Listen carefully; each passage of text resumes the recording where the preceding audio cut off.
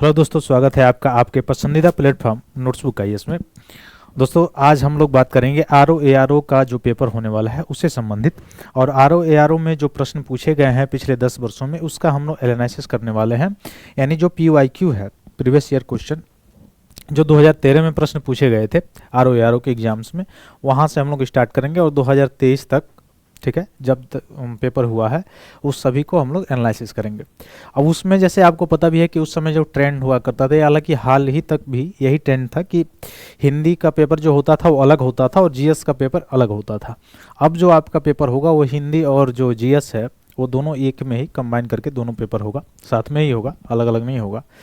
तो हम लोग जो है पूरे जीएस का जो पेपर जो है, जो उस समय पूछा जाता था 2013 से लेकर 2024 तक, एक ट्रेंड जानने के लिए, एक एनालिसिस करने के लिए मुख्य रूप से आज हम लोग शुरू करने वाले हैं पीआईक्यू आरओ के लिए। और उसमें अगर देखें हम लोग तो करेंट अफेयर्स से संबंधित जो प्रश्न पूछे गए थे उसको हम लोग नहीं डिस्कस करने वाले हैं। क्योंकि उस समय का जो करंट अफेयर्स है 2013-2012 का, वो इस समय के लिए तो सही है नहीं। तो इस समय के लिए करंट अफेयर्स का मतलब आज से 1 साल 1.5 साल पहले में जो भी करंट में रहा वो आपके लिए ज़्यादा ज़रूरी है, उस समय वाला तो ज़रूरी है नहीं। इसलिए उस समय के जो करंट अफेयर्स हैं उसको हम लोग छोड़ देंगे। बाकी जीएस पोर्शन से जितने भी प्रश्न पूछे गए हैं, चाहे आपका हिस्ट्री हो गया, चाहे आपका जियोग्राफी या वर्ल्ड जियोग्राफी या इकोनॉमिक्स हो गया, या उसके बाद से आपका पॉलिटी हो गया, ये सारी चीज़ों विषयों पे जितने भी जीएस से संबंधित प्रश्न पूछे हैं और समसामयिकी से संबंधित, उस पर हम लोग चर्चा करेंगे। दूसरी बात कि आप लोग उसमें अपना फीडबैक बताइएगा कि जो हम लोग डिस्कशन करने वाले हैं उसमें जो पूरा जीएस का, जैसे आपको पता है 140 क्वेश्चन आते हैं, तो टोटल 140 क्वेश्चन करना व्याख्या सही रहेगा, या फिर से पार्ट वाइज अगर हम लोग उसको बांट लेते हैं, जैसे पॉलिटी अगर ले लिए तो पॉलिटी के साथ हिस्ट्री ले लिए और उन दोनों को एक साथ, इन दोनों का पीआई को एक साथ कर लें। फिर 2 विषय ले ले, जैसे मुख्य रूप से और कोई 2 विषय, जैसे इकोनॉमिक्स ले लिए उसके साथ कोई एक और विषय ले लें। ठीक वैसे ही साइंस से टेक ले लिए और उसके साथ भी कोई एक विषय ले लिए, जियोग्राफी वगैरह ले लिए, और साथ में चल के दो विषय करके पीआईक्यू करें। वो सही रहेगा कि अभी जो हम लोग करने जा रहे हैं वो वाला सही रहेगा? फीडबैक अपना बताइएगा। तो चलिए अपने पहले प्रश्न की तरफ हम चलते हैं। पहला प्रश्न क्या पूछा गया था कि भारत के निम्नलिखित बंदरगाहों में से कौन सा एक ओडिशा तट पे अवस्थित है, ओडिशा के किनारे। तो आप जानते हैं जो हमारा मुख्य रूप से ये जो भारत है,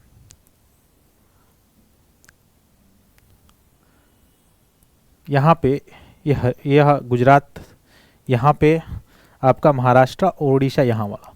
तो यह कह रहा है कि भारत के निम्नलिखित बंदरगाहों में से कौन सा उड़ीसा के तट पे अवस्थित है। हल्दिया कहाँ पे है? वेस्ट बंगाल में, आपको पता भी है। और इसी पे नेशनल वाटर जो है वह 1 स्थापित है इलाहाबाद से हल्दिया तक। तो ये तो होगा नहीं, क्यों? क्योंकि ये तो पश्चिम बंगाल में। हमसे क्या पूछा गया है? उड़ीसा तट पे। दूसरा मुंबई तो ऐसे महाराष्ट्र में है, तो ये तो उड़ीसा पे होगा नहीं, ऐसे ही गलत हो गया। विशाखापट्टनम कहाँ पे है? आंध्र प्रदेश में है। तो आंध्र प्रदेश में है, तो ये भी हमारा आंसर नहीं होगा। तो आंसर कौन सा होगा? पारादीप। जो पारादीप है वो कहाँ पे है? उड़ीसा में। तो उड़ीसा में स्थित एक बंदरगाह है पारादीप। तो इसमें अगर आपको मुख्य रूप से अगर देखा जाए कोरोमंडल तट और इधर यानी वेस्टर्न घाट और ईस्टर्न घाट में अगर आपको विभाजित करके दे दे तब भी आप देख सकते हैं ये यह ईस्टर्न वाला पार्ट है, ये भी ईस्टर्न वाला पार्ट है, ये भी ईस्टर्न वाला पार्ट है, और ये जो मुंबई है वो कौन सा? वेस्टर्न वाला पार्ट है। ठीक ना? तो ये हमारे इस प्रश्न का उत्तर कौन सा हो जाएगा? पारादीप हो जाएगा। ठीक ना? अगले प्रश्न की तरफ चले। अगला प्रश्न है, भारत में लिग्नाइट कोयले का सर्वाधिक जमाव पाया जाता है। यानी लिग्नाइट प्रकार का जो कोयला होता है, अच्छा कोयला मुख्य रूप से देखा जाए तो कितने प्रकार का होता है? एक होता है एंथ्रोसाइट,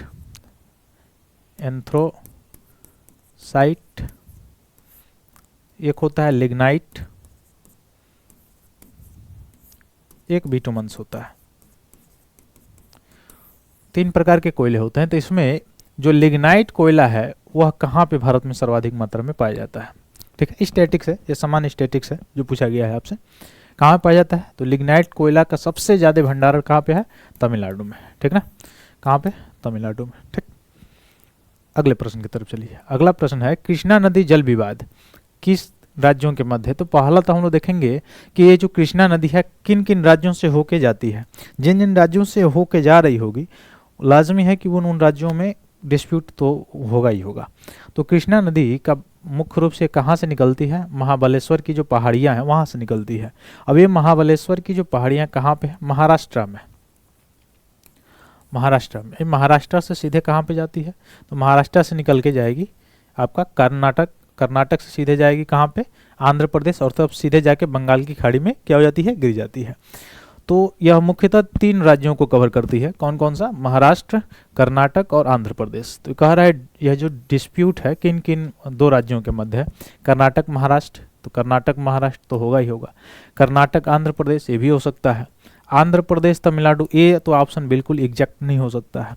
आंध्र प्रदेश और महाराष्ट्र, ये भी नहीं हो सकता है। तो इन दोनों में तो हो सकता है। इसलिए ये जो प्रश्न जो पूछे गए थे जिस वर्ष यानी 2013 में जो ये प्रश्न पूछा गया था, इस पे सभी का नंबर जो है वो जुड़ा होगा, सभी को नंबर मिला होगा। ऐसा इसलिए कि कोई एग्जैक्ट एक जो है ऑप्शन इसमें सही नहीं है, ठीक ना। 2 ऑप्शन इसमें सही है, इसलिए इस पे नंबर बढ़ गया होगा, मिला होगा, ठीक ना।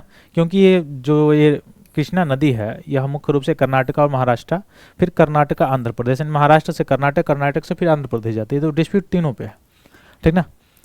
तो यहाँ ये दोनों तो बिल्कुल मतलब गलत हो जाएगा। ये 2 ऑप्शन जो है ये सही है, इसलिए स्टार कर लेंगे इसको। चलिए, अच्छा कुछ क्वेश्चन को आप लोग भी जवाब दीजिए।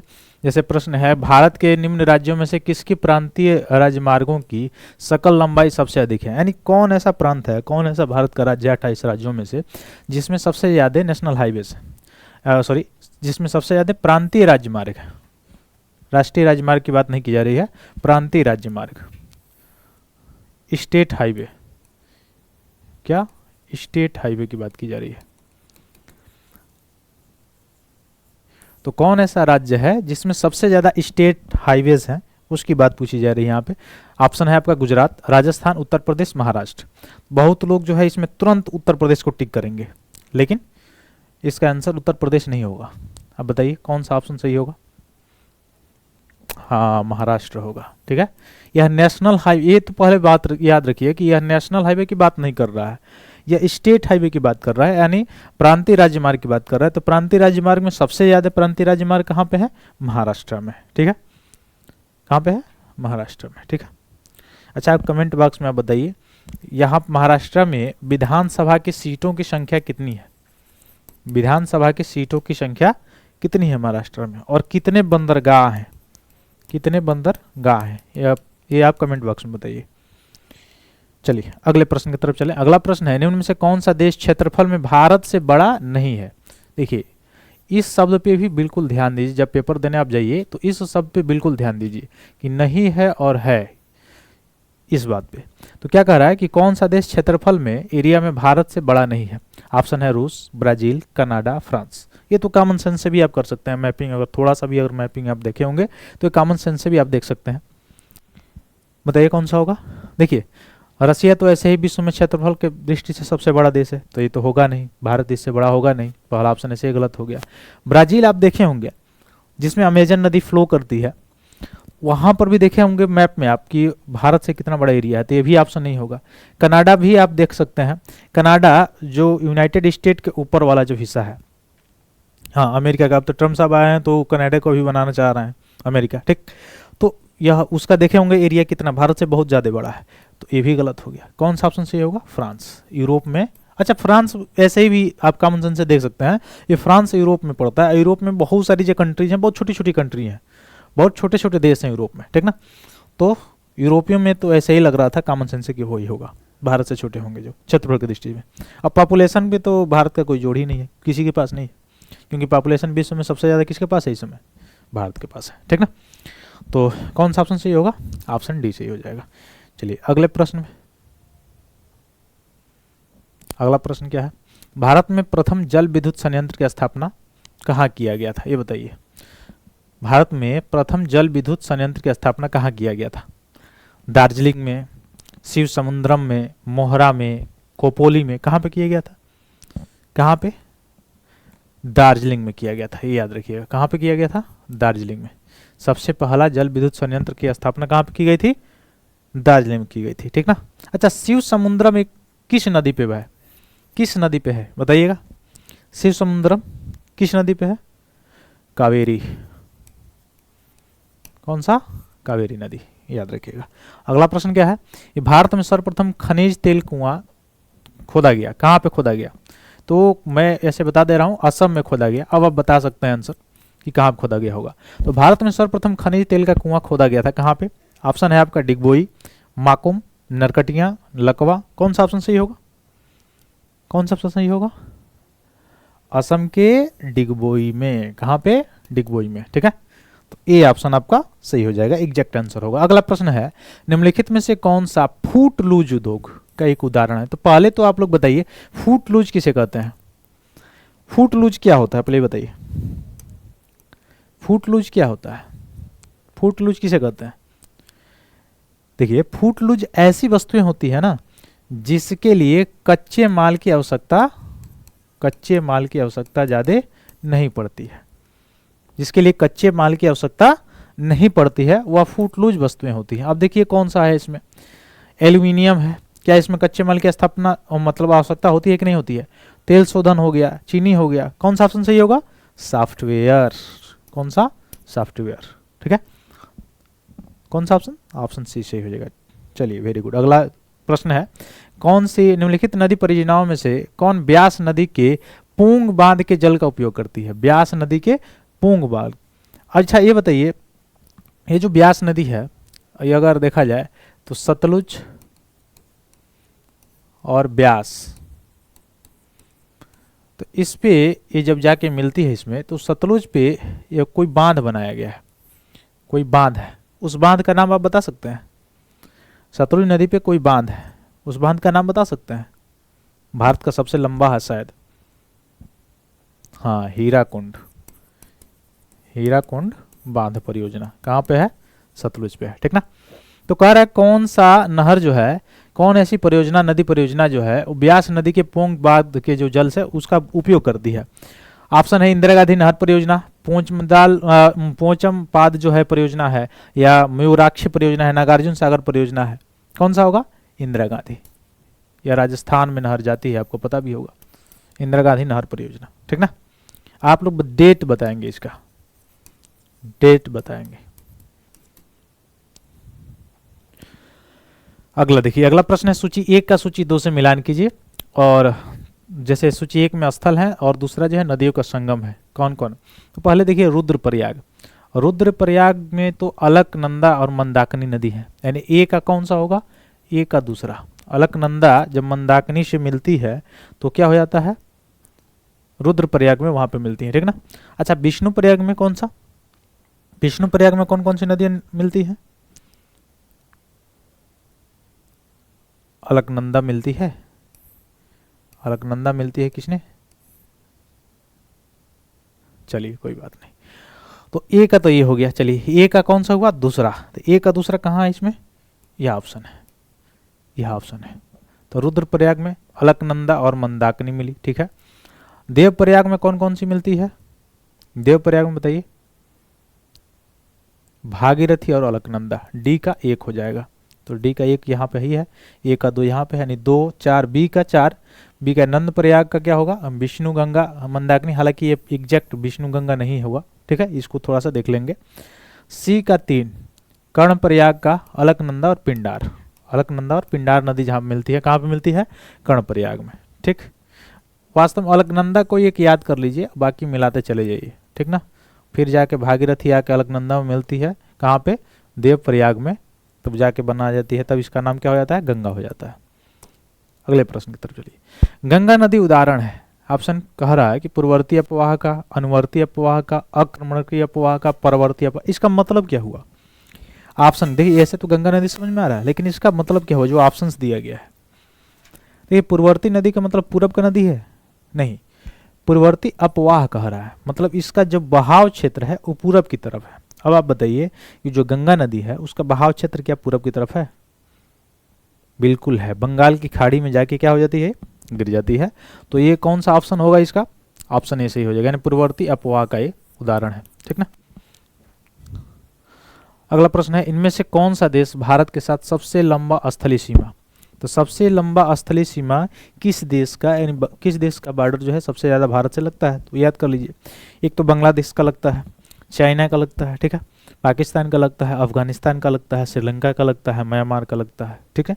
अब आप बताइए, नेपाल का लगता है, भूटान का लगता है। अब बताइए इन सभी देशों में से सर्वाधिक ज्यादा मात्रा में जो सीमा साझा, स्थलीय सीमा साझा होता है भारत का, वह किस देश से होता है, और सबसे कम किससे होता है, सबसे कम किससे होता है? हाँ, सबसे कम अफगानिस्तान से होता है, ठीक है, लगभग 105 या 106 किलोमीटर के आसपास। और सबसे ज़्यादा 4000 कुछ किलोमीटर किसके साथ? बांग्लादेश के साथ। अच्छा, ऐसा क्यों? यह ऐसा क्यों है?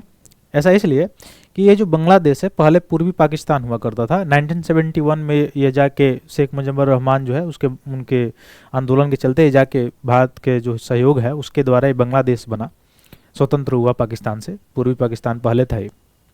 इसमें एक इसका राष्ट्रीय गीत है अमार सोनार बंगला। किन के द्वारा लिखा गया है बताइए?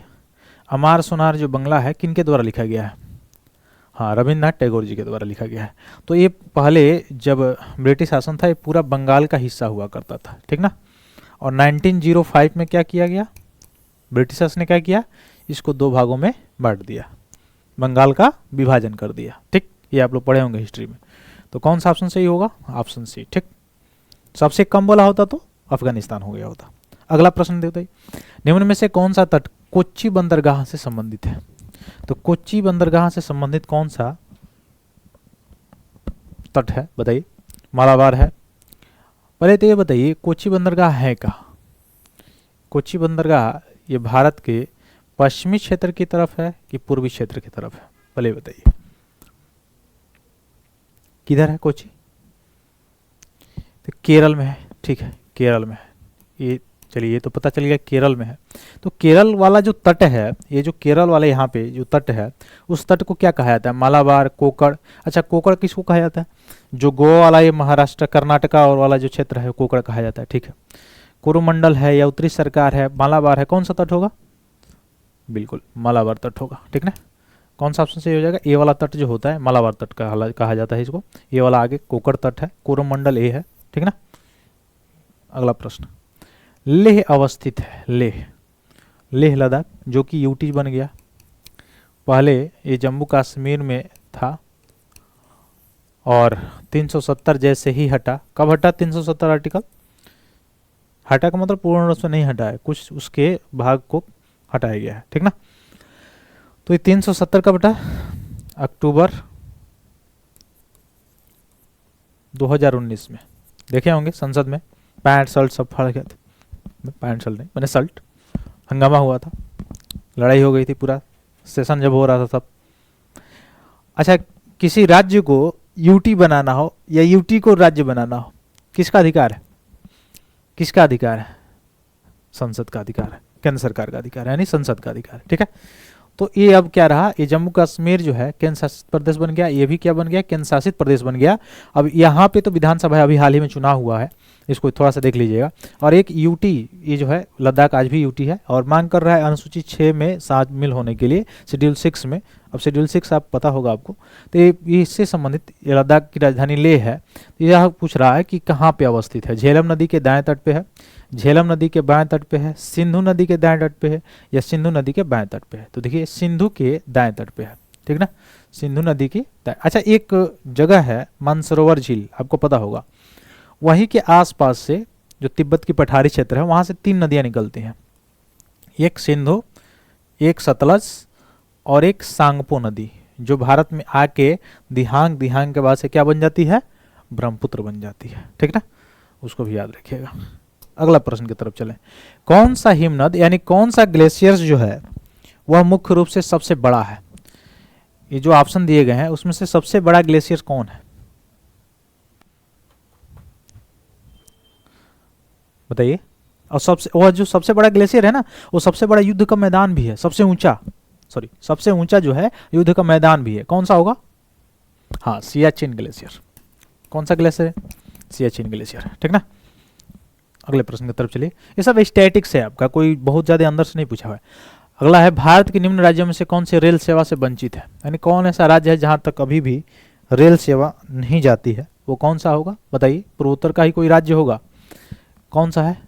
मेघालय, मिजोरम, त्रिपुरा, अरुणाचल प्रदेश, मिजोरम, कौन सा होगा? मिजोरम। ठीक है, हालांकि करंट में थोड़ा सा इसको देख लेंगे। तो त्रिपुरा, मेघालय, अरुणाचल प्रदेश। अच्छा, इसमें अगर अरुणाचल प्रदेश को हटा दें और असम को जोड़ दें, असम को, तो असम, त्रिपुरा, मेघालय, मिजोरम, ये 4 राज्य जो हैं ये किस में शामिल है? शेड्यूल 6 में, यानी संविधान का जो शेड्यूल 6 है, अनुसूची 6 है, उसमें शामिल है। ठीक है, जनजाति क्षेत्र। ठीक। अच्छा, यहाँ पे एक परिषद होता है, स्वशासी परिषद, ऑटोनमस काउंसिल।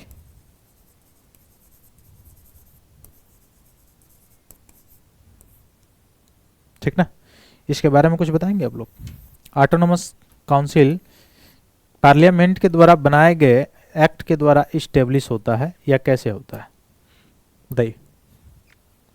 अगला प्रश्न है, संयुक्त राज्य अमेरिका यूएसए के दक्षिणी कैलिफोर्निया में मृत घाटी किसका उदाहरण है? तो मृत घाटी किसका उदाहरण है? पढ़े होंगे, सामान्य सी भाषा है। मृत घाटी किसका है? रिफ्ट घाटी का।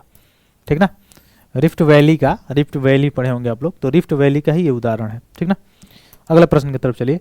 निम्न में से कौन सा देश हीरा का सबसे बड़ा उत्पादक है? सबसे ज्यादा हीरा कहाँ पे मिलते हैं बताइए? ऑस्ट्रेलिया, वेनेजुएला, रूस, बोत्सवाना, कहाँ पे सबसे ज्यादा हीरे मिलते हैं? कहाँ पे मिलते हैं? ऑस्ट्रेलिया में। ठीक ना, ऑस्ट्रेलिया में।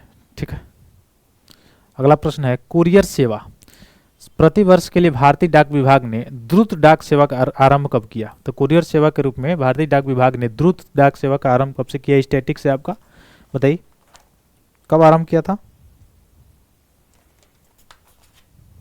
कब किया था? हाँ, 1986। तो इसको याद रखिए, थोड़ा सा स्टैटिक्स है, स्टैटिक्स वाला पार्ट, जैसे कुछ ऐसे बुक्स आते हैं जो स्टैटिक्स कवर होता है, उसको आप पढ़ लेंगे तो हो जाएगा, जो स्टैटिक्स वाले प्रश्न है। अगला प्रश्न क्या है, भारत की निम्न फसलों में से किस फसल के अंतर्गत उसके शुद्ध सकल कृषि क्षेत्र के सिंचित क्षेत्र का सर्वाधिक प्रतिशत है? गेहूं का, चावल का, तिलहन का, गन्ने का, किसका सबसे ज्यादा है? किस फसल के अंतर्गत उसके शुद्ध सकल कृषि क्षेत्र के सिंचित क्षेत्र का सर्वाधिक प्रतिशत है? किसका है? चावल का। किसका? चावल का है। ठीक है, अगला प्रश्न देखिए, निम्न नदियों में से कौन अपने मार्ग में परिवर्तन करने के लिए कुख्यात है? मार्ग बहुत तेजी से परिवर्तित करती है। अच्छा, नदी अगर मार्ग परिवर्तित करती है,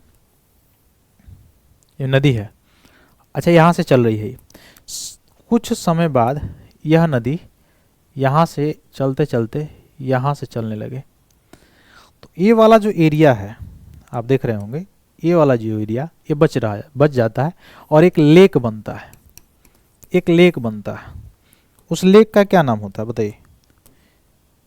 इस लेक को क्या कहते हैं? ये जो लेक बनता है, जो झील बनता है, उसको क्या कहते हैं? गोखुर झील। क्या कहते हैं? गोखुर झील कहा जाता है इसको।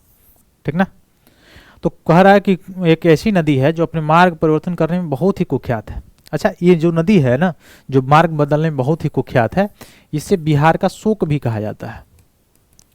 बिहार का शोक भी कहा जाता है। अब आप बोलेंगे बिहार का शोक क्यों कहा जाता है?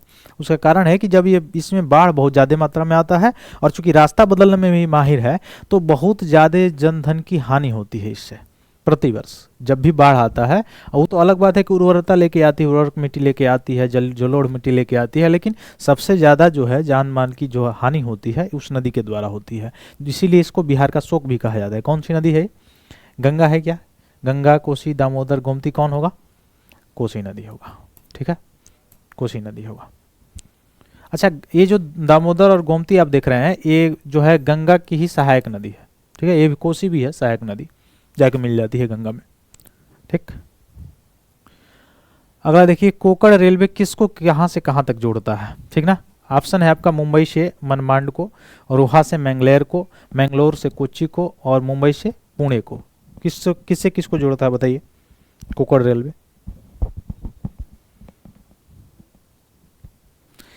रोहा से मैंगलोर को, महाराष्ट्र में ही पड़ता है रोहा, तो रोहा से मैंगलोर को जोड़ने का काम करते हैं। ये आपका स्टैटिक्स वाला पार्ट है। स्टैटिक्स आप देखेंगे, स्टैटिक्स की लूसेंट वगैरह आती है, वो सारे बुक्स देखेंगे तो, या एसपीडी वगैरह करके, तो मतलब कन्फर्म हो जाएगा। अगला है लीप फॉरवर्ड पॉलिसी के कारण भूखमरी से लाखों लोगों की मृत्यु हुई थी। किस देश में हुई थी ये लाखों लोगों की जो है मृत्यु, डेथ हुई थी? लीप फॉरवर्ड पॉलिसी, इसके कारण भूखमरी से लाखों लोगों की मृत्यु हुई थी। ऐसी एक पॉलिसी लाई गई थी इकोनॉमिक्स में, ठीक है, इसके कारण बहुत सारे लोग मरे थे उसमें। कहाँ पे हुआ था ये घटना, कहाँ पे हुई थी बताइए? रूस में, वियतनाम में, चाइना में, जर्मनी में, कहाँ पे हुआ था? चांग चुंग चिंग, कहाँ पे? चाइना में, ठीक ना। हाँ देखिए, आज जो बात की जाती है कि चाइना हमसे बहुत ज़्यादा आगे है या रसिया हमसे आगे है, बहुत ज़्यादा आर्थिक विकास वहाँ पे है, बहुत ज़्यादा आज आर्थिक वृद्धि है, तो उसमें कहीं ना कहीं यह भी सारी चीज़ें हैं, ये जो आप देख रहे हैं।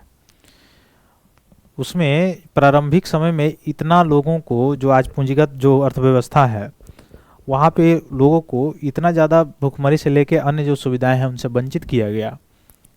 इतना ज़्यादा उन लोगों को मतलब ह्यूमन कहा जाता है ना मुख्य रूप से कि हाँ, NHRC क्या निकलता है? ह्यूमन डेवलपमेंट रिपोर्ट निकलता है, ह्यूमन डेवलपमेंट निकलता है, NHRC, बताइए क्या होता है?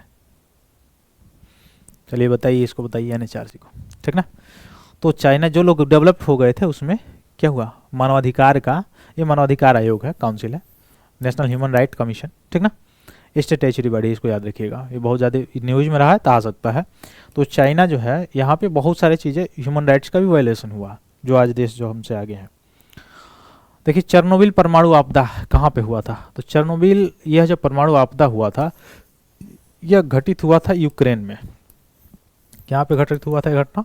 यूक्रेन में। अच्छा, उस समय जिस समय आपदा हुआ था, उस समय यूक्रेन USSR का पार्ट था, हिस्सा था, ठीक ना, उस समय USSR का पार्ट था, अंग था उसका, ठीक। USSR नहीं पता है? USSR, USA पता है? संयुक्त राज्य अमेरिका, ठीक है। वैसे ही USSR था जो आज का रसिया आप देखते हैं, सोवियत संघ रूस, क्या नाम था इसका? सोवियत संघ रूस, ठीक। अगला प्रश्न देखिए, निम्नलिखित में से कौन सा सुमेलित है? नाग, चलिए देखिए इसमें थोड़ा सा देख लेते हैं। नाग जो है एंटी टैंक प्रक्षेपास्त्र है, सही बात है।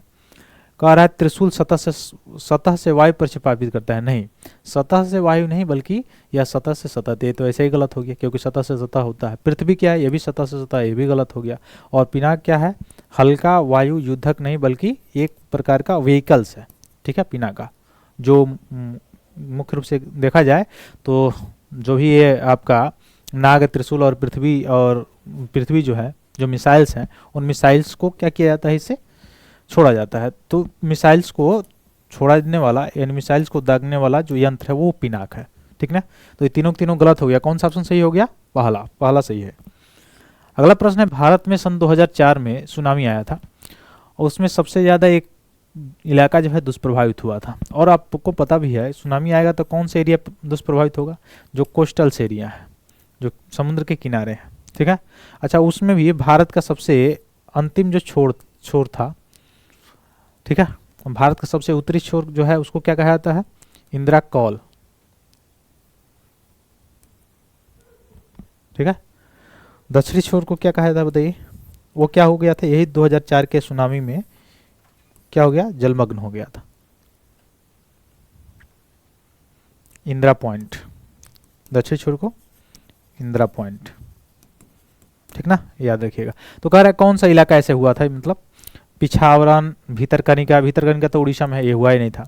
मधुपेट, नागपट्टिनम, तो कौन होगा? नागपट्टिनम हुआ था, ठीक, याद रखिए। इतना भीतर से क्वेश्चन नहीं पूछना चाहिए, पूछ दिया तब क्या किया जा सकता है। चलिए देखिए, निम्नलिखित में से कौन सा खनिज केरल में बहुतायत मात्रा में मिलता है? देखिए भारत में जो है आपको पता होगा कि जो थोरियम है और थोरियम के साथ यूरेनियम, ये सर्वाधिक मात्रा में मिलता है। तो यहाँ पर तो ऑप्शन कोई नहीं है, न यूरेनियम है न थोरियम है, लेकिन इसी का एक यौगिक है मुख्य रूप से, जिसका नाम क्या है? मोनाजाइट, जो केरल में सर्वाधिक मात्रा में मिलता है। तो केरल में सर्वाधिक मात्रा में कौन सा मिलता है इसमें से खनिज? मोनाजाइट मिलता है। ठीक, इसको याद रखिए। अगला प्रश्न क्या है, 1818 ईस्वी में पहला सूती वस्त्र कारखाना किस क्षेत्र में शुरू किया गया था? गुजरात के अहमदाबाद, उत्तर प्रदेश के कानपुर में, महाराष्ट्र के मुंबई में, कहाँ पे शुरू किया गया था 1818 में पहला सूती कारखाना? कहाँ पे? पश्चिम बंगाल में फोर्ट ग्लास्टर में, पश्चिम बंगाल के फोर्ट ग्लास्टर में ये शुरू किया गया था। ठीक ना, आ रहा है समझ में? चलिए अगला प्रश्न की तरफ। कौन सा प्रमुख काजू उत्पादक राज्य है, यानी काजू सर्वाधिक मात्रा में कहाँ पे होता है? ठीक है, महाराष्ट्र, केरल, कर्नाटका, गोवा, कहाँ पे सबसे ज्यादा मात्रा में होता है? इसमें से सबसे ज्यादा मात्रा में कहाँ पे?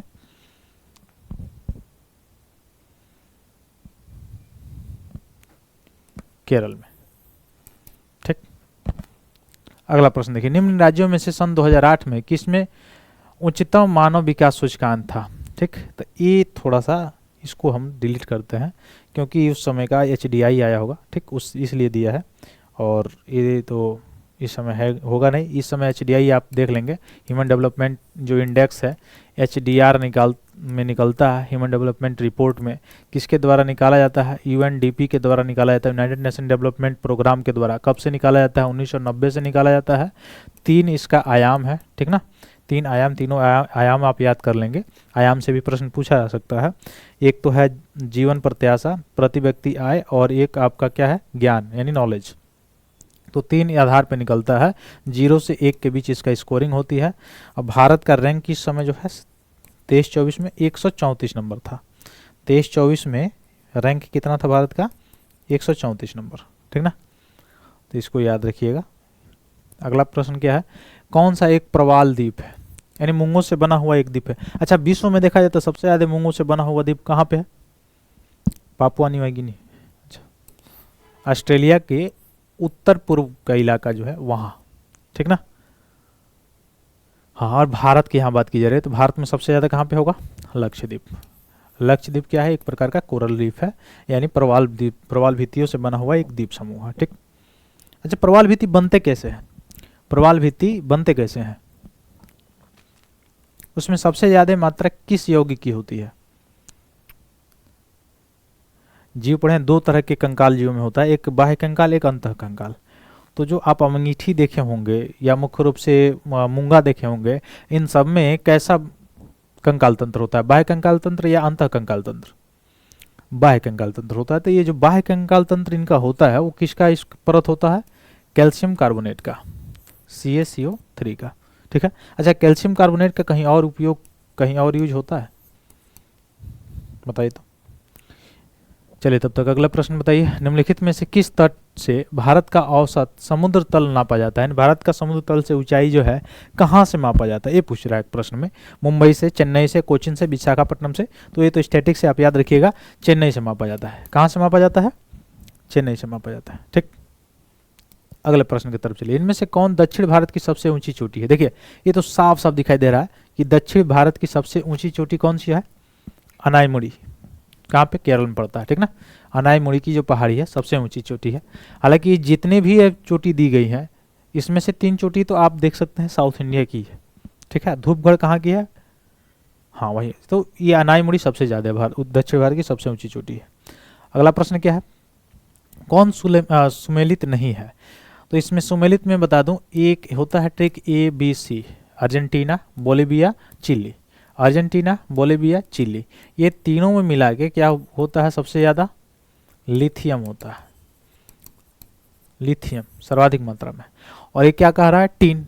तो ये ऑप्शन क्या हो जाएगा? गलत हो जाएगा। बाकी आपका जो है वो क्या होगा? सही होगा। मैक्सिमम चांदी पेरू सोना है, ब्राजील जो है लौह अयस्क। ठीक, अगला प्रश्न है, निम्न में से कौन विश्व में लौह अयस्क का बृहत्तम उत्पादक है?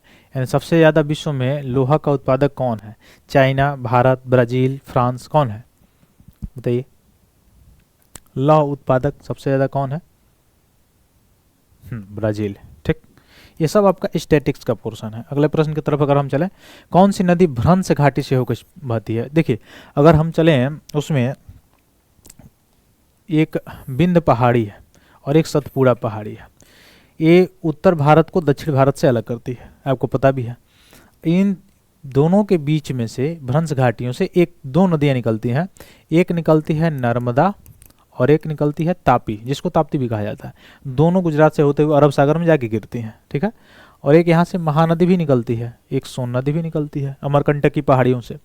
तो इसमें से कौन कौन ऑप्शन देखिए दिया हुआ है। नर्मदा तो है नहीं, तापी है, तो तापी हो जाएगा आंसर, ठीक ना। तो कौन सी नदी भ्रंश घाटी से होकर बहती है? तापी। अच्छा, भ्रंश घाटी अगर जिनको नहीं समझ में आ रहा है वो ऐसे यहाँ पे तो केवल एग्ज्यूम कर लें कि जो ये भ्रंश घाटी का मतलब जो दरार है उससे होकर निकल रही है, ठीक। बाकी आप भूगोल में पढ़ेंगे एनसीईआरटी तो आपको पूर्णतः समझ में आ जाएगा। तो तापी नदी हो जाएगी। अगर नर्मदा रहता तो नर्मदा भी हो जाता, ठीक ना। अगला प्रश्न की तरफ चलिए। निम्नलिखित ऊनी वस्त्र उत्पादक केंद्रों में से कौन जर्मनी से संबंधित है, यानी जर्मनी में कौन संबंधित है? देखिए ये तो सीधे सीधा है, सेंट पीटरबर्ग। ये भी आपका स्टैटिक्स वाला पोर्शन दिया हुआ था। सेंट पीटरबर्ग जो है वहाँ पे जर्मनी में सबसे ज़्यादा ऊनी वस्त्र का, यानी कुछ कॉमन सेंस ज़्यादा नहीं निकालना है। डायरेक्ट क्या है, जो क्वेश्चन दिया हुआ है स्टैटिक्स का जो पार्ट है वही डायरेक्ट दे दिया हुआ है, सीधी बात है इसमें।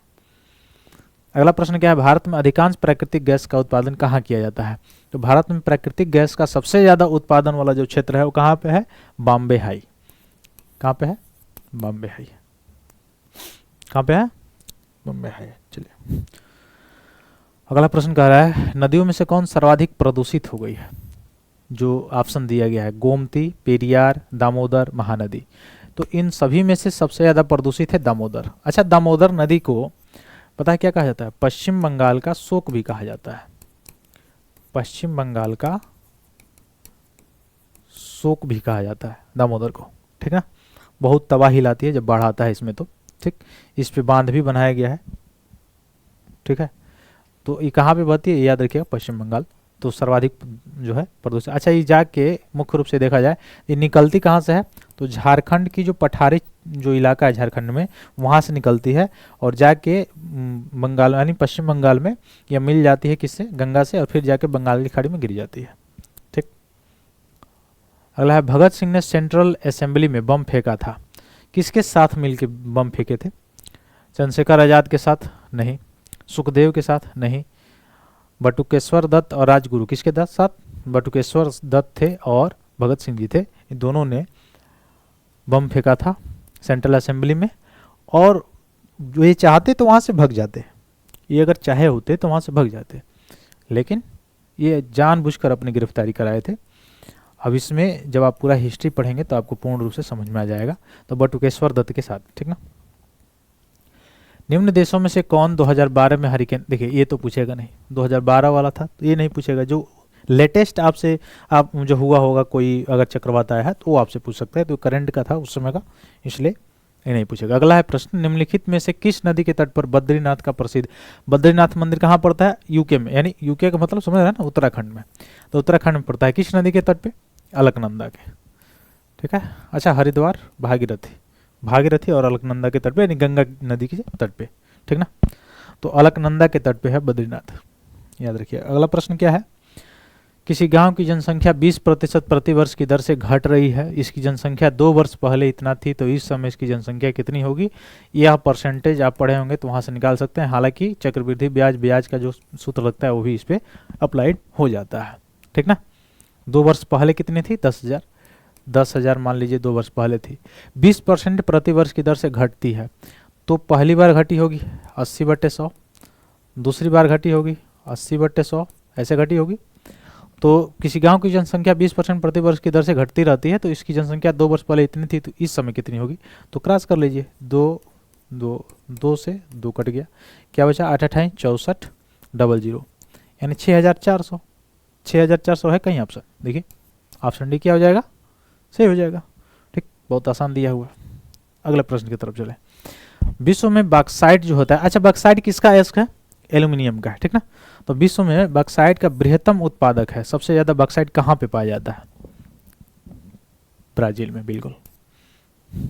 अगला प्रश्न देखिए, अवध राज्य का ब्रिटिश राज्य में विलय हुआ था, कब हुआ था? कब हुआ था विलय? 1853 में हुआ था, ठीक ना। कुशासन के आधार पर आरोप लगा के, डलहौजी के शासनकाल था, ये आपको पता भी होगा। अगला है, कौन भूमध्य रेखी जलवायु के अंतर्गत नहीं पाया जाता है, यानी कौन ऐसा देश है जो भूमध्य रेखा जलवायु के अंतर्गत नहीं आता है। देखिए इथोपिया नहीं आता है, इथोपिया भूमध्य रेखा के अंतर्गत नहीं आता है। अभी मैं आपको लेके चल रहा हूँ वहाँ पे इथोपिया में। देखिए इथोपिया को मैं आपको दिखा रहा हूँ।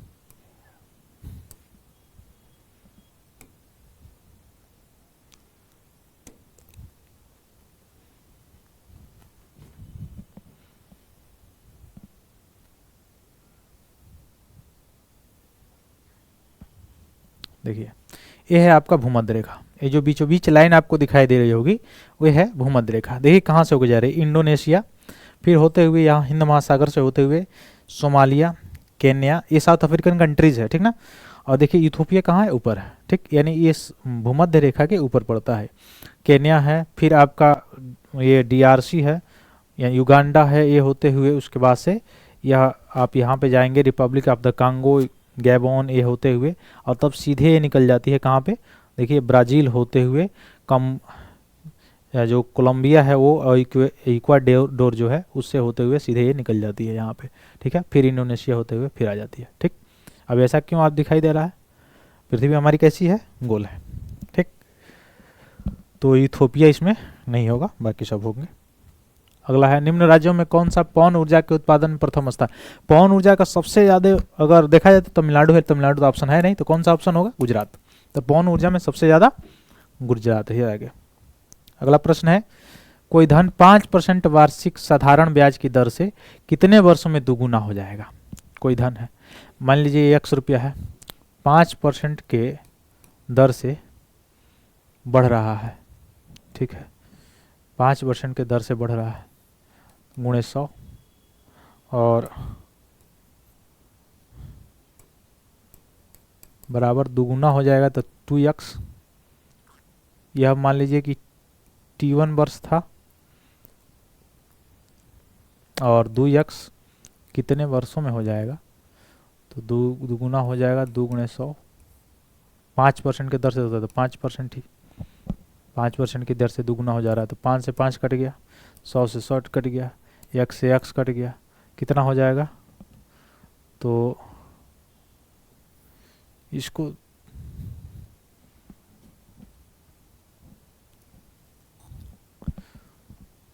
आप लोग बताइए, ठीक है, इसको बताइएगा, ठीक। या ऐसे भी मान सकते हैं 100 रुपया है, 5% की दर से बढ़ रहा है तो कितने वर्षों में दोगुना हो जाएगा, यानी 100 से 200 रुपया हो जाएगा, ठीक है। n वर्षों ऐसा कोई सूत्र भी लगता है इसमें। 5% के दर से अगर बढ़ रहा है तो 5% के अगर दर से बढ़ेगा 00 यानी 5 रुपया हुआ, 5 रुपया हुआ तो कितने वर्षों में 100 हो जाएगा, 20 वर्षों में हो जाएगा, तो 20 ऑप्शन हो गया, ठीक है। कॉमन सेंस से भी लगा सकते हैं आप। अगले प्रश्न में चलिए, फ्रांस तथा स्पेन के बीच सीमा बनाने वाला पर्वत कौन सा है। कौन ऐसा पर्वत है जो फ्रांस और स्पेन के बीच में सीमा बनाता है, अपेनाइन्स, ठीक है।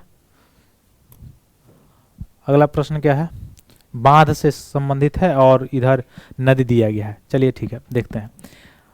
नील नदी पे कौन सा बांध बना हुआ है, आसवान बांध, ठीक है। तो सी का एक देखिए कहाँ पे है, कहाँ पे है सी का एक यहाँ पे है और एक यहाँ पे है। डी का 2, डी यहाँ पे है कैरिबी और इसका भी है कैरिबी, डी का 2 दोनों जगह है। अब बात है ए और बी में, तो कोलोरेडो है और ये है आपका दामोदर। तो दामोदर जो है, कोलोरेडो जो है वो ए का 4 हो जाएगा और दामोदर का पंचेत हिल हो जाएगा।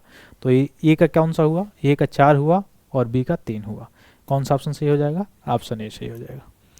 अगला प्रश्न क्या है, अंतर्राष्ट्रीय व्यापार में किस देश की अधिकतम हिस्सेदारी है, सबसे ज़्यादा किसकी है, ये आपको पता ही है किसकी है, संयुक्त राज्य अमेरिका की, ठीक ना। हालांकि इसको ये करंट का है मुद्दा, थोड़ा सा इस समय के पर्पज से देख लीजिएगा। अगला प्रश्न क्या है, यूरोप के लौह अयस्क उत्पादक देशों में फ्रांस का स्थान कौन सा है, ये भी आपका करंट का है, आप देख लेंगे। स्वेज नहर के दोनों सिरों पर स्थित जो पतन है, जो बंदरगाह है, अच्छा स्वेज नहर का जो निर्माण किया गया कब किया गया, 1869 ईस्वी में किया गया, ब्रिटिशर्स के द्वारा किया गया था। इससे क्या हो गया, भारत और यूरोप के बीच में 7000 किलोमीटर की जो दूरी है वो रिड्यूस हो गई थी, कम हो गई। ऐसे अफ्रीका से होते हुए तब जाना पड़ता था उनको, अफ्रीका होते हुए फिर यहाँ पे, लेकिन अब कम हो गई दूरी इससे, ठीक है। तो वो पूछ रहा है जो स्वेज नहर बना हुआ है उसके इस छोर और ये छोर में कौन कौन सा है, तो देखिए पोर्ट सईद है और काहिरा, ये सी ऑप्शन सही होगा, पोर्ट सईद और काहिरा। कौन कौन सा? पोर्ट सईद है और काहिरा है। अगला प्रश्न क्या है? निम्नलिखित में से कौन सा देश आर्कटिक वृत्त के दक्षिण में पाया जाता है? आर्कटिक के दक्षिण में पाया जाता है, बताइए। नॉर्वे है, स्वीडन है, आइसलैंड है या फिनलैंड है? कौन सा होगा? आइसलैंड होगा। ठीक, ये तो मैप बेस्ड क्वेश्चन है, आपसे पूछा गया। अगला प्रश्न है, किस देश में बाजार आधारित लौह व इस्पात के कारखाने पाए जाते हैं? किस देश में पाए जाते हैं बाजार आधारित? तो ये भी करंट का है, अब देख लेंगे। तो अंधी घाटियां पाई जाती है। कहाँ पाई जाती है? ऑप्शन है कार्स्ट प्रदेश, शुष्क प्रदेश, हिमानीकृत प्रदेश, टुंड्रा प्रदेश। कहाँ पाई जाती है? कार्स्ट प्रदेशों में पाई जाती है। कहाँ पे? कार्स्ट प्रदेशों में। तो यहाँ पे व्याख्या मैंने आपके लिए लाया है कि यह कार्स्ट प्रदेश पाए जाते हैं जब विलय रंध्र नदी के प्रवाह मार्ग में बीच में आ जाते हैं, तो ये पूरी नदी ही उनमें गिरकर क्या हो जाती है? विलीन हो जाती है। ठीक, ये सारी चीजें। अच्छा, अगला प्रश्न पे चलते हैं। सूची 1 का सूची 2 से मिलान कर रहे हैं आपको। कुछ इधर पर्वत दिए हुए हैं और इधर मुख्य रूप से बनाया हुआ है कि कौन कौन से ये पर्वत हैं, किस किस पर्वत का ये उदाहरण है। तो इसको आप बताइए कौन कौन सा ऑप्शन सही होगा। कूट भी दिया हुआ है मिलान करने के लिए। विंध्य पर्वत श्रेणी से लेकर सारी चीजें दी गई हैं, तो कौन सा सही होगा? देखिए, आल्पस कौन सा पर्वत है? किस पर्वत का उदाहरण है? वलित पर्वत का उदाहरण है। तो ए का 3 कहाँ पे है? देखिए, ए का 3 यानी बी ऑप्शन में। बी का 1 देखिए वोस्टेज भरनसोद, यह होगा भरसुंसद। फिर सी का चौथा विंध्य का क्या होगा? अवशिष्ट पर्वत है। फिर डी फ्यूजियामा जो है वो कैसा पर्वत का है? ज्वालामुखी पर्वत है। ठीक है, तो कौन सा ऑप्शन सही हो जाएगा? ऑप्शन बी सही हो जाएगा। ठीक, अगले प्रश्न की तरफ चलिए। अगला प्रश्न क्या है? कौन सा देश नील नदी द्वारा अपवाहित नहीं होता है? माने कौन सा ऐसा देश है जिसमें नील नदी नहीं बहती है? सीधी बात है। तो नील नदी किस देश में से होकर नहीं जाती है, बताइए। चाड, इथियोपिया, सूडान, युगांडा, किससे होकर नहीं जानती है, बताइए। तो यह मुख्य रूप से चाड से होकर नहीं जाती है, बाकी इथियोपिया, सूडान, युगांडा से होकर जाती है। तो इथियोपिया, सूडान, युगांडा नील नदी द्वारा अपवाहित होते हैं, जबकि चाड जो है इस संदर्भ में क्या हो जाएगा? गलत हो जाएगा। अगला प्रश्न देखिए, निम्न देशों में से ऊन का सबसे बड़ा उत्पादक देश कौन सा है, बताइए। ऊन सबसे ज्यादा किसमें होता है? चीनी, चाइना, चायपत्ती, चाइना। ठीक, तो अगला प्रश्न है, तृतीय आंग्ल मराठा युद्ध, यह आपका मुख्य रूप से संबंधित है कहाँ से? हिस्ट्री से। तो किससे संबंधित है, यानी उस समय कौन था? तो इस समय तृतीय आंग्ल मराठा जो युद्ध हुआ था लॉर्ड हेस्टिंग्स के शासनकाल में। किसमें? Lord Hastings. तो 1817 से 1818 के मध्य में हुआ था तृतीय आंग्ल मराठा युद्ध। अंग्रेज गवर्नर उस समय लॉर्ड हेस्टिंग था। ठीक ना, ये सारी चीजें याद रखिएगा। और पेशवा बाजीराव द्वितीय से हुआ था मुख्य रूप से। ठीक, अगला प्रश्न है, उत्तर प्रदेश सरकार इतना को कर, ये आपका मुख्य रूप से देखा जाए ये करंट है। ठीक है, तो इसको छोड़ देंगे, इसको आप लोग नए करंट को कर लेंगे, इसको छोड़ देंगे। अगला प्रश्न क्या है? सूची 1 का सूची 2 से मिलान कीजिए। सूची 1 है फसल, दूसरा में है प्रदेश, यानी कौन कौन से फसल किन किन प्रदेशों में होता है। हालांकि प्रदेश नहीं है, देखने के लिए भले प्रदेश है, ये देश है। तो कौन सा मिलान सही है ये बताना है आपको। ठीक है, ए का कौन सा होगा? मलेशिया। रबर कहाँ पे होता है? मलेशिया में होता है। ठीक वैसे ही अगर देखा जाए कहवा कहाँ पे होता है? कोलंबिया में। तो बी ए हो जाएगा। तो उसके बाद से जैतून कहाँ पे होता है? तो जैतून होता है इटली में, और गन्ना मॉरिशस में। तो कौन सा हो जाएगा? 4, 3, 2, 1। 4, 3, 2, 1 कौन सा होगा? B option. तो बी ऑप्शन आपका क्या हो जाएगा? सही हो जाएगा। ठीक है, तो ट्रेंड आप देख रहे हैं कि कैसा ही पूछा रहा है, यानी मुख्य रूप से ज़्यादा अगर आप केवल करंट एक थोड़ा सा देख लें, दूसरा ज़्यादा स्टैटिक्स थोड़ा सा देख लें। ठीक है, एक छोटे मोटे जो जैसे लूसेंट्स वगैरह हो गया, ये सारी चीज़ें बुक्स या कुछ ऐसे बुक्स, उसको या घटना चक्र आप एक बार देख लें, तो आपका पूरा आर जो है कवर हो जाएगा। और मैप अगर आप देखते हैं तो और अच्छा है आपके लिए। तो और उत्तर प्रदेश में कह रहा है कि एक बब्बर सिर सफारा स्थापित किया जा रहा है, ये भी पहले का है, मतलब करंट का विषय है। करंट में इस समय तो पूछेगा। देखिए 1 नैनोमीटर में कितना मीटर होता है, कितना सेंटीमीटर? 10 पे -7 सेंटीमीटर। कितना होता है? 10 to the power -7 centimetre equal to 1 nanometre. ठीक है, याद रखिएगा। अगला प्रश्न क्या है? भू प्रॉपर्टी में बहुतायत से पाया जाने वाला रासायनिक तत्व, यानी पृथ्वी की जो भू प्रॉपर्टी है, क्रस्ट है, उसमें सबसे ज्यादा कौन सा तत्व पाया जाता है? कौन सा तत्व? ऑक्सीजन। लगभग 46% के आसपास पाया जाता है। ठीक ना, ऑक्सीजन सबसे ज्यादा पाया जाता है। ठीक, और वायुमंडल में पूछा जाए सबसे ज़्यादा तो नाइट्रोजन, कितना कितना 78%। वायुमंडल में ऑक्सीजन लगभग 21%। ठीक, ये याद रखिएगा। अगला प्रश्न की तरफ अगर हम चलें तो अगला प्रश्न है सोडियम धातु का संग्रह निम्न में से डुबो कर किया जाता है, यानी सोडियम धातु को कहाँ पर रखा जाता है। ठीक है, अगर वैसे खुले वायु में छोड़ देंगे तो तुरंत ही सोडियम वायु से अपक्रिया करके सोडियम ऑक्साइड बना लेगा, और जैसे ही सोडियम ऑक्साइड बना लेगा तुरंत जल जाएगा। पानी में रखेंगे तुरंत जल जाएगा, क्योंकि उससे रिएक्शन कर लेगा, सोडियम हाइड्रोक्साइड बना लेगा। तो किस चीज़ में रखा जाता है जिससे रिएक्शन न करे, तो हवा में तो रखा नहीं जाएगा, जल में रखा नहीं जाएगा। दो ऑप्शन तो ऐसे ही गलत हो गया। अमोनिया में भी नहीं रखा जाएगा। कौन सा ऑप्शन सही होगा? केरोसिन वाला।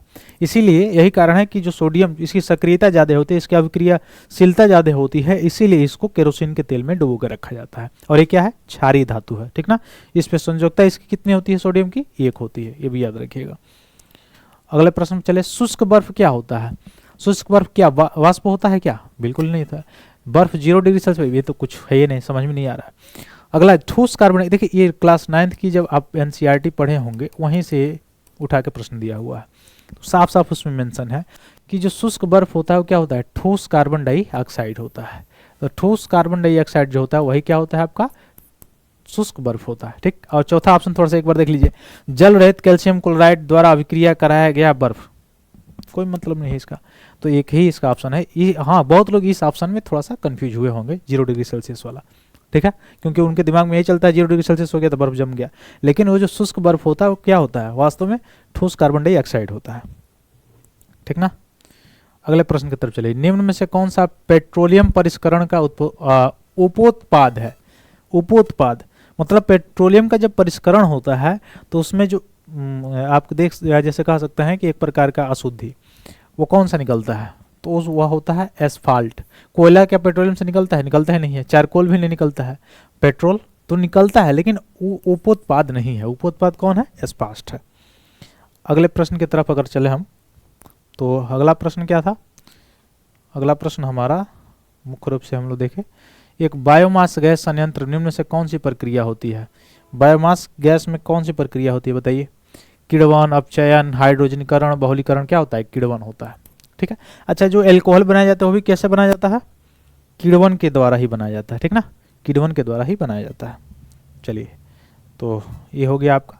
अगला प्रश्न अगर देखें तो कह रहा है कि हाल ही में वैज्ञानिकों ने, देखिए इसको तो बिल्कुल ही ना देखिए, जो हाल ही में, अभी का होता तो हम मैंने पहले ही बताया कि अभी का होता तब तो हमारे लिए इंपॉर्टेंट है। अब 2012-13 का तो करंट अभी का कोई याद भी नहीं कर सकता है, 12 साल 13 साल 14 साल का, और ना ही पूछ सकता है। इसकी संभावना भी बिल्कुल 0.0 भी नहीं है। ठीक, तो इसको नहीं याद कीजिए, बल्कि 1-1.5 साल के अंतर्गत जो भी करंट रहे हैं उसको याद करना बिल्कुल जरूरी है। और खासकर उत्तर प्रदेश का भी हो तो और जरूरी है, महाकुंभ से रिलेटेड तो आना ही आना है, तो इस चीज़ को याद कर लेंगे थोड़ा सा।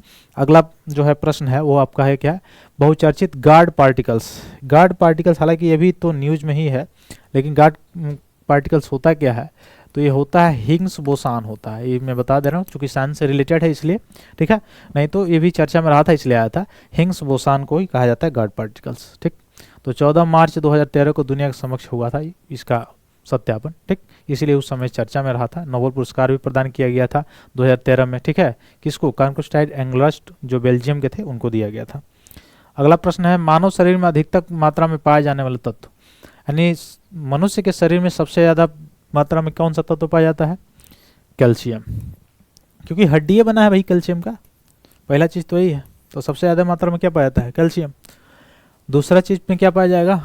आयरन, लोहा। शरीर में ही लोहा पाया जाता है का? हाँ बिल्कुल पाया जाता है। कहाँ पे? आरबीसी में। और अगर इसी लोहा मतलब आयरन, इसकी ही कमी हो जाए तो क्या कौन सा रोग हो जाता है? रक्त अल्पता, एनीमिया रोग हो जाता है। ठीक ना, महिलाओं में ज़्यादा ये रोग होने की संभावना होती है। उसका कई कारण है, खान पान पे भी है और एक तो बायोलॉजिकल कारण है। ठीक, देखिए यहाँ पे थोड़ा सा हमारे टाइपिस्ट महोदय ने अच्छा सा टाइप कर दिया है। आकाश नीला दिखाई पड़ता है, ये देखिए डायरेक्ट आपके फिजिक्स से दिया हुआ है।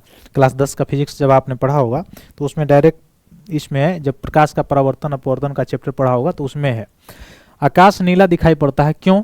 क्योंकि नीले प्रकाश का प्रकीर्णन सबसे अधिक होता है। बिल्कुल ही सही बात है, गलत बात है बताइए?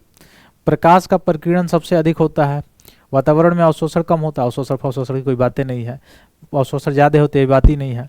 तो लाल प्रकाश, आकाश नीला क्यों दिखाई देता है? नीले प्रकाश का प्रकीर्णन सबसे अधिक होता है और प्रकीर्णन अधिक होने के कारण ही आकाश का रंग कैसा दिखाई देता है? नीला दिखाई देता है। अगला है मृग तृष्णा। मृग तृष्णा है क्या, बताएंगे? इसको मरीचिका भी कहा जाता है।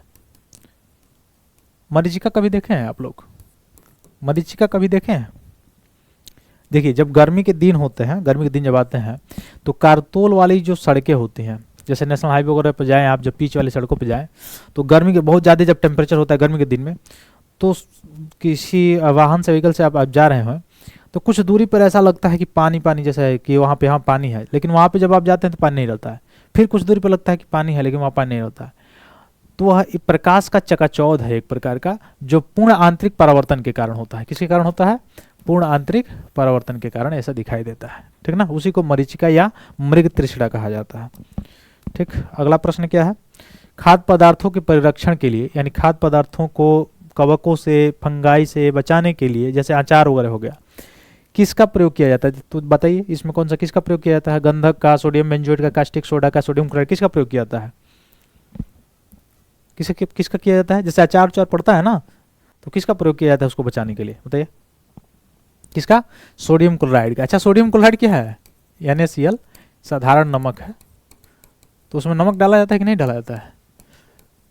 क्यों डाला जाता है? इसीलिए ना। ठीक है, अगला देखिए, प्रकाश वर्ष। ये तो बहुत सारे परीक्षाओं में पूछा है। ठीक है, तो NCERT अगर आपने पढ़ा है साइंस का, बिल्कुल आपका कवर हो जाएगा। तो प्रकाश वर्ष मात्रक किसका मात्रक है? प्रकाश वर्ष जो है मात्रक किसका है? दूरी का।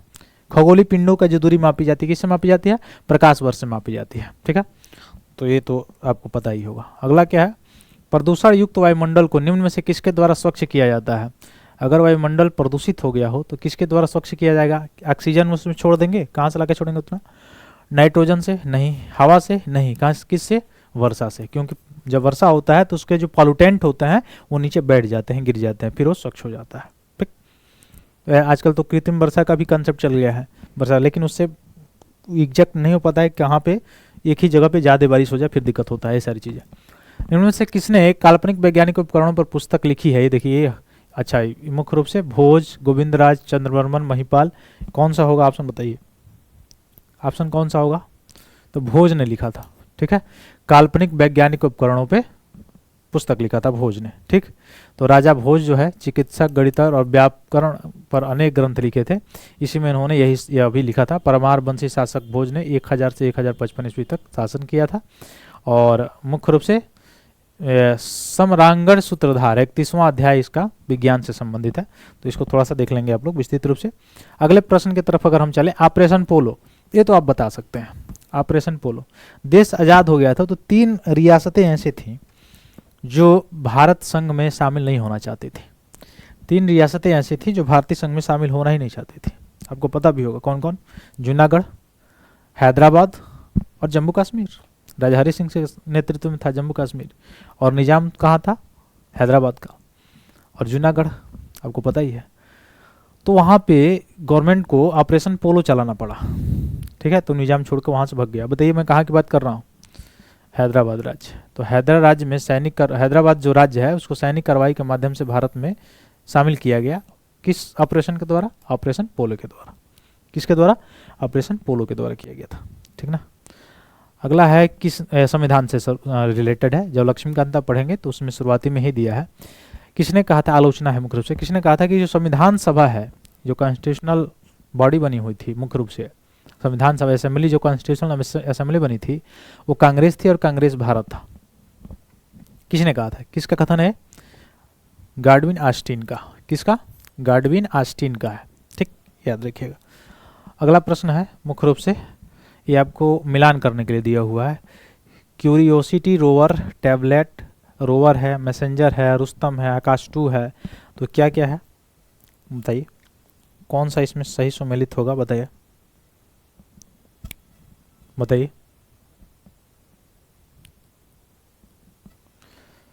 तो क्यूरियोसिटी रोवर किसका है? इसका तीसरा हो जाएगा। ठीक है, और मैसेंजर चौथा हो जाएगा। रुस्तम 1 जो है वह किसका हो जाएगा? वह दूसरा का हो जाएगा। आकाश 2 टैबलेट। ठीक, तो कौन सा ऑप्शन हो गया? ऑप्शन ए सही हो गया। ठीक है, ऑप्शन ए सही होगा।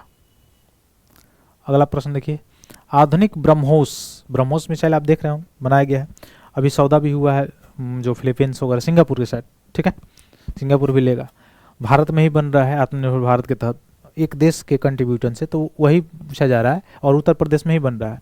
किस देश के साथ विकसित किया जा रहा है ब्रह्मोस मिसाइल को, ठीक है, किसके द्वारा? रसिया के द्वारा, रसिया और भारत मिलकर बनाया, ठीक है, रसिया के द्वारा विकसित। तो एक क्रूज मिसाइल है, इसको याद रखिएगा, ठीक है, संयुक्त रूप से विकसित किया जा रहा है भारत और रसिया के बीच। अगला है स्प्रिंगिंग टाइगर पुस्तक, यह किसकी जीवनी है?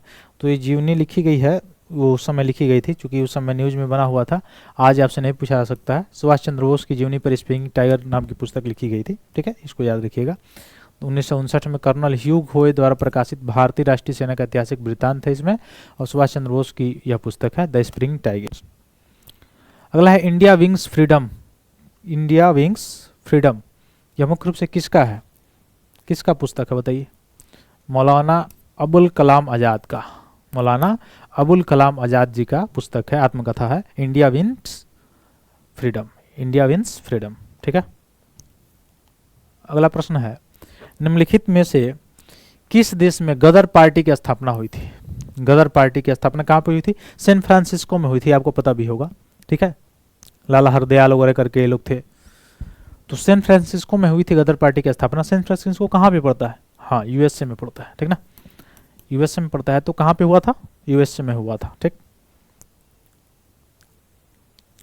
अगला प्रश्न है आपका, चौरी चौरा किस जनपद में है? आपको पता ही है, 5 फरवरी 1922 कोई घटना हुई थी इतिहास में। उस समय गांधी जी असहयोग आंदोलन चला रहे थे और इसी घटना के बाद उन्होंने उसको मतलब वापस ले लिया असहयोग आंदोलन को। असहयोग खिलाफत तो एक ही साथ शुरू हुआ था ना, इस घटना के बाद उन्होंने वापस ले लिया, गांधी जी को गिरफ्तार भी कर लिया गया। चूँकि भीड़ पे गोरखपुर जिले के पास एक गांव है चौरी चौरा, वहाँ पे भीड़ को देखते हुए, चूँकि आंदोलन ऐसे ही अहिंसक ही हो रहा था, हिंसक नहीं हो रहा था, लेकिन ब्रिटिशर्स जो सिपाही थे वो उस भीड़ पे अंधाधुंध फायरिंग कर दिए। इससे जो है भीड़ जो है आत्म साहस पहले से मिला हुआ था और अकुलाई हुई जो भीड़ है पूरी पुलिस थाने को घेर कर क्या लगा दिया? आग लगा दिया। अब इसमें बहुत सारे जो पुलिस है वो जल गए। यही घटना चौरी चौरा हत्याकांड के नाम से, चौरी चौरा घटना के नाम से भी जानी जाती है, जो गोरखपुर जिले में पड़ती है, ठीक है। तो ये पूछा जा रहा है कहाँ पे स्थित है? गोरखपुर में, ठीक ना, गोरखपुर में स्थित है। अच्छा, कुशीनगर में कुछ है क्या? महापरिनिर्वाण हुआ था किसका? महात्मा बुद्ध जी का, ठीक। अगला है, ये घटनाएं दी गई हैं और उसके कूट दिए गए हैं, आपको कूट से सहित आपको क्या करना है? सीक्वेंस से सजाना है। लखनऊ समझौता कब हुआ था? 1916 में हुआ था, 1916 में, आपको पता है। चंपारण सत्याग्रह कब हुआ था?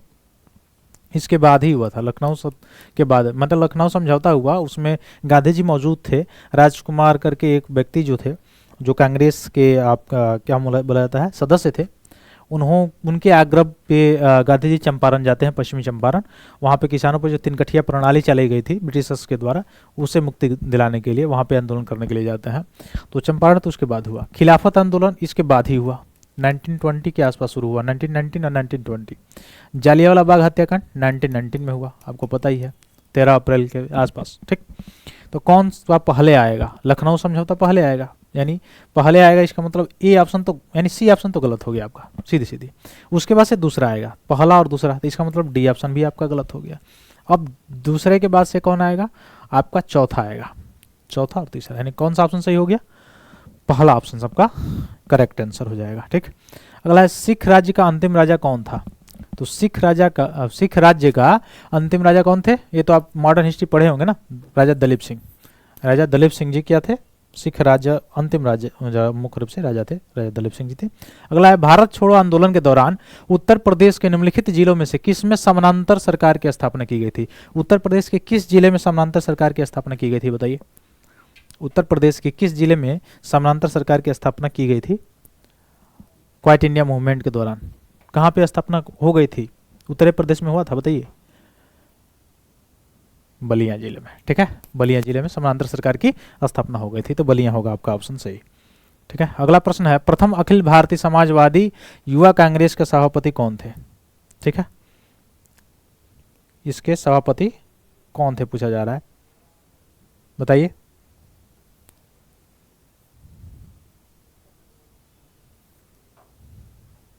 कौन थे? तो जवाहरलाल नेहरू। कौन थे? जवाहरलाल नेहरू थे, ठीक ना।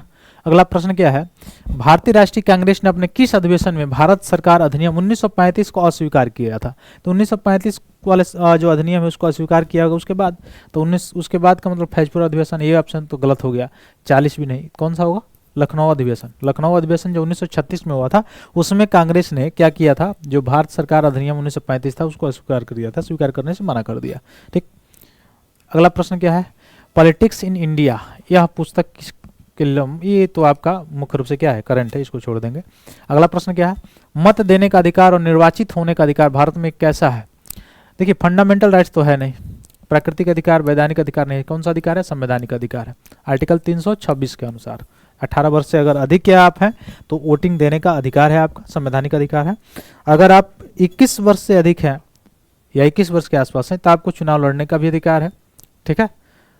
हाँ, मतलब नगर पंचायत, ग्राम पंचायत का। और वैसे लोकसभा और विधानसभा है तो 25 वर्ष, राज्यसभा है तो 30 वर्ष, राष्ट्रपति उपराष्ट्रपति हैं तो 35 वर्ष, ठीक, याद रखिएगा। अगला प्रश्न, संविधान में संशोधन की पहल कहाँ? देखिए, संवैधानिक संशोधन आर्टिकल 368 भाग 20 के तहत अगर की जाती है तो उसमें संवैधानिक संशोधन चाहे साधारण बहुमत द्वारा भी किया जा रहा हो, अगर संशोधन, तो लोकसभा में भी लाया जा सकता है, राज्यसभा में भी लाया जा सकता है। तो कोई भी, चाहे वो कॉन्स्टिट्यूशनल अमेंडमेंट हो या साधारण अमेंडमेंट हो, वो दोनों को संसद के किसी भी सदन में लाया जा सकता है। तो कौन सा ऑप्शन सही होगा? ऑप्शन डी सही हो जाएगा आपका। कौन सा? ऑप्शन डी सही हो जाएगा, ठीक। अगला है, कौन एक उग्रवादी नेता थे? तो उग्रवादी आप जानते हैं कौन कौन, लाल, बाल और पाल। लाला लाजपत राय, बाल गंगाधर तिलक और बिपिन चंद्र पाल। तो इन तीनों में से कौन नाम यहाँ पे दिखाई दे रहा है? पाल। तो बिपिन चंद्र पाल इसमें हो जाएंगे, यानी सी ऑप्शन आपका करेक्ट आंसर हो जाएगा, ठीक है। अगले प्रश्न में चले, कॉमनवेल्थ किनका लिखा हुआ है? एनी बेसेंट जी का लिखा हुआ है, ठीक ना, याद रखिएगा, एनी बेसेंट जी का लिखा हुआ है कॉमनवेल्थ। अगला प्रश्न, निम्नलिखित में से किस भारतीय सार्वजनिक क्षेत्र के उपक्रम को 4 नवरत्न कंपनियों में को दिया गया महारत्न का दर्जा प्राप्त नहीं हुआ? ठीक है, ये भी आपका मुख्य रूप से वो है करंट का, जब उस बना हुआ था 2001 के जनगणना, ये आप देख लेंगे 2001 का जनगणना थोड़ा सा। 2010-11 में 2004-5 की कीमतों पर निम्न में से कौन सी एक भारत की प्रति व्यक्ति आय थी? तो 35,999 था, ठीक ना। लेकिन ये बहुत पुराना हो गया, इसको आप याद नहीं करेंगे, ये याद रखिएगा, ये बहुत पुराना हो गया। अगर निम्न में से किस राज्य ने मृत्यु गणना शुरुआत किया? मृत्यु गणना की शुरुआत किसने किया था? केरला ने किया था, ठीक ना। ये आपका स्टैटिक्स पोर्शन है सब। तो सॉरी एक मिनट, ये केरला नहीं, कर्नाटक ने किया था, ठीक। इसको थोड़ा सही कर लेंगे, कर्नाटक ने किया था शुरू, ठीक है। और अगला प्रश्न क्या है, राज्यसभा का अध्यक्ष मतलब राज्यसभा का सभापति कौन होता है? उपराष्ट्रपति होता है। निर्वाचन सेम राष्ट्रपति के जैसे होता है, थोड़ा सा अंतर होता है, ठीक है। एकल संक्रमणीय मताधिकार अनुपातिक प्रतिनिधित्व के द्वारा होता है। तो कौन सा ऑप्शन सही होगा? राष्ट्रपति द्वारा नियुक्त किया जाता है, बिल्कुल सही नहीं है, गलत है। संसद द्वारा चयनित होता है, गलत हो गया। राज्य परिषद के सदस्यों द्वारा चुना जाता है, ये भी गलत हो गया। उपराष्ट्रपति पदेन अध्यक्ष होता है, यही सही है। उपराष्ट्रपति ही जो होता है वो राज्यसभा का सभापति यानी पदेन अध्यक्ष होता है राज्यसभा का, ठीक। और उस सदन का यानी राज्यसभा का सदन का सदस्य वो नहीं होता है, जैसे लोकसभा स्पीकर तो होता है लेकिन ये नहीं होता है, ये ध्यान रखिएगा। अगला, निम्न से किस एक से समावेशित विकास को बढ़ाने की आशा नहीं की जा सकती है? समावेश देखिए, आर्थिक जो है वित्तीय समावेशन का मतलब क्या होता है कि सबको वृद्धि भी हो और मुख्य रूप से सबका कल्याण भी हो। तो ये क्या कह रहा है? राष्ट्रीय आय की ऊंची वृद्धि दर इस समावेशित क्या कह रहा है कि बढ़ाने की आशा नहीं की जा सकती है। ग्रामीण विकास से, कृषि विकास से, कृषकों को पर्याप्त साख दे दिया जाए, उससे समावेशित विकास किससे नहीं होगा? राष्ट्रीय आय की ऊंची वृद्धि। तो कौन सा ऑप्शन सही होगा? A option. तो केवल आय बढ़ जाने से तो वृद्धि हो जाएगा, आर्थिक वृद्धि हो जाएगी, लेकिन आर्थिक वृद्धि से क्या वित्तीय समावेशन हो जाएगा कि आर्थिक विकास हो जाएगा? नहीं। तो कौन सा ऑप्शन हो जाएगा? ऑप्शन ए सही हो जाएगा आपका। फिर अगला क्या है? गरीबी रेखा से जीवन यापन नीचे जीवन यापन करने वाली जनसंख्या के अनुमान के नए मानक के निर्धारित करने के लिए भारत सरकार ने एक समिति गठन की थी। वह कौन सी समिति के कौन अध्यक्ष थे? सुरेश तेंदुलकर समिति बनी हुई थी। उसी के आधार पर अब भी डेटा इलेक्ट किया जाता है, मतलब बिलो द पॉवर्टी लाइन अभी भी सुरेश तेंदुलकर वाली समिति का ही रिकमेंडेशन है। 2009 में बनी हुई थी समिति, और NSSO जो है इस डेटा को इलेक्ट करता है, और नीति आयोग जो है वह क्या करता है? ये रिपोर्ट निकालता है। ठीक है, पॉवर्टी लाइन वाला, ठीक है, गरीबी रेखा, याद रखिएगा। अगला है, भारत में गरीबी अनुमानों का आधार है, यानी गरीबी कैसे अनुमानित की जाती है? तो परिवार का उपभोग व्यय से, कंजम्पशन जो रेट है इससे, कितना कंजम्पशन एक्सपेंडिचर जो है फैमिली का, उससे गरीबी का अनुमान किया जाता है भारत में। ठीक। अगला है, निम्न में से कौन सा एक पारिस्थितिकी संतुलन बनाने में मदद नहीं करता है? तो ये तो सीधे सीधा आप दे सकते हैं कॉमन सेंस से, जल का प्रबंधन करना, जैव मंडल, ये सब सही है, वन रोपण भी करना सही है, लेकिन वनों का क्या काटने से पारिस्थितिकी संतुलन बन जाएगा? नहीं बनेगा, और बिगड़ जाएगा। तो ये कौन सा ऑप्शन सही हो जाएगा? ऑप्शन ए सही हो जाएगा। अगला है, सार्वजनिक वितरण प्रणाली, PDS की बात की जा रही है, public distribution system. Public distribution system के बारे में बात की जा रही है कि इसका मुख्य रूप से कथन जो दिया गया 3, इस पर विचार करना है आपको, कि मुख्य उद्देश्य था कि सब्सिडाइज जो कीमत है उस पर आवश्यक वस्तुओं को प्रदान करना। ठीक है, यह कीमत सहायक कार्यक्रम की तरफ प्रारंभ किया गया था, यह भी सही है। खाद सब्सिडी राज्य सरकार के द्वारा दी जाती है, बिल्कुल नहीं, केंद्र सरकार देती है। ठीक, तो कौन सा ऑप्शन सही हुआ? पहला और दूसरा। तो पहला और दूसरा कथन क्या हो जाएगा आपका? 100% सही हो जाएगा। अगला, भारत में पर्यावरण संरक्षण अधिनियम, ये तो आसानी से आप बता देंगे। पर्यावरण संरक्षण अधिनियम कब लाया था? 1986। कब आया था? 1986 में। अगला है, निम्न में से कौन मध्याह्न भोजन योजना प्रारंभ एवं व्यवस्थित नहीं करता है? कौन नहीं करेगा? ठेकेदार का थोड़ी काम है, स्वयं सेवा समूह, पंचायती राज, ये सब का है, ठेकेदार का काम थोड़ा को है। ठीक। अगला प्रश्न क्या है, कौन 1 जनवरी 2005 में फाइनेंशियल इंक्लूजन पर बनाई गई समिति के, यानी फाइनेंशियल इंक्लूजन पर वित्तीय समावेशन पे जो समिति 2005 में बनी थी, उस समिति के अध्यक्ष कौन थे? तो सी रंगराजन। ठीक ना, रंगराजन समिति बनी थी। रंगराजन समिति के ही सिफारिश पर फाइनेंशियल इंक्लूजन पर विचार किया गया था, 2005 में बनी हुई थी इस समिति। अगला प्रश्न है, कौन सा एक सही नहीं है लिंगानुपात से संबंधित? ये आप लोग थोड़ा सा देख लेंगे, लिंगानुपात वाला। 2001 जनसंख्या, ये भी आप लोग थोड़ा सा देख लेंगे उसमें। ठीक। अगला है, कौन सा एक सामाजिक संरक्षण कार्यक्रम नहीं है? सामाजिक संरक्षण कार्यक्रम कौन नहीं है? आम आदमी बीमा योजना सामाजिक संरक्षण ही है, राष्ट्रीय स्वास्थ्य बीमा ये भी है, असंगठित वर्कर की सुरक्षा ये भी है, लेकिन ये सामाजिक संरक्षण नहीं है। स्वर्ण जयंती शहरी रोजगार। ठीक ना, कौन सा ऑप्शन सही होगा? ऑप्शन सी हो जाएगा, अकॉर्डिंग टू द क्वेश्चन। ठीक। आइए, जीडीपी 2009-10 का है। 2009-10 का जो जीडीपी है आप नहीं कीजिएगा, 2023-24 वाला देख लेंगे, लेटेस्ट वाला देख लेंगे। ठीक है। अगला है, तेंदुलकर जो समिति बनी थी 2009 में, वो गरीबी रेखा को निम्न में से कौन सा अनुपात आकलित किया था? तो 37.2 अनुमानित किया हुआ था। ठीक ना, ये 2001 के अनुसार जनगणना, ये आप लोग थोड़ा सा देख लेंगे। ठीक है।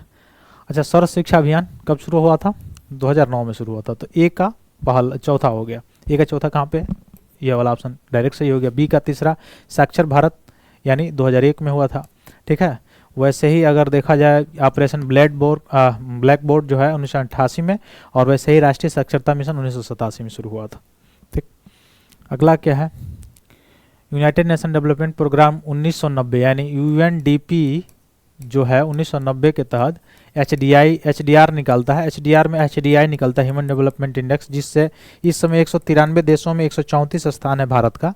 तो कह रहा है क्या क्या उसका आधार है। ठीक है, सूचकांक की गणना में क्या क्या शामिल नहीं है ये पूछ रहा है। प्रति व्यक्ति आय बिल्कुल शामिल है, साक्षरता बिल्कुल, माने ज्ञान जो है नॉलेज, और जीवन प्रत्याशा ये भी है, नगरीकरण नहीं है। ठीक है, तो ये ऑप्शन गलत हो जाएगा, बी ऑप्शन आपका क्या हो जाएगा? गलत हो जाएगा। अगला, निम्न में से कौन सा एक वित्तीय समावेशन फाइनेंशियल इंक्लूजन की प्रक्रिया की सफलता में बाधक है? कौन ऐसा बाधक है? निम्न आय भी बाधक है, निरक्षरता भी है, बैंक शाखाओं का अभाव, ये सभी के सभी, यानी कौन सा ऑप्शन सही हो जाएगा? ऑप्शन डी सही हो जाएगा आपका। ठीक है।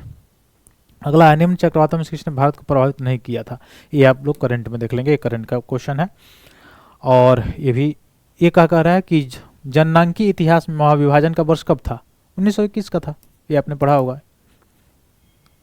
अगला है, न्यूनतम आवश्यक कार्यक्रम के अंतर्गत जो है क्या, कौन सा जो है निम्नलिखित में से कौन एक न्यूनतम आवश्यक कार्यक्रम के अंतर्गत नहीं है? ग्रामीण जलपूर्ति, सामाजिक वानिकी, प्राथमिक शिक्षा, नगरों के मलिन बस्तियों का सुधार, कौन ऐसा जो ऑप्शन है शामिल नहीं है? बताएंगे। देखिए इसमें प्राथमिक शिक्षा संबंधित है। अगला प्रश्न क्या है, पर्यावरण सुरक्षा से संबंधित कौन नहीं है? वातानुकूल, कागज के थैलों का प्रयोग, धारणीय विकास, गरीबी कम करना, कौन संबंधित नहीं है? गरीबी कम करना। अगला प्रश्न है, राष्ट्रीय ग्रामीण स्वास्थ्य मिशन की पंचवर्षीय किस पंचवर्षीय योजना में शुरू किया गया था? राष्ट्रीय ग्रामीण स्वास्थ्य मिशन योजना 10वीं में, ठीक है, 10वीं पंचवर्षीय योजना में शुरू की गई थी कार्यक्रम।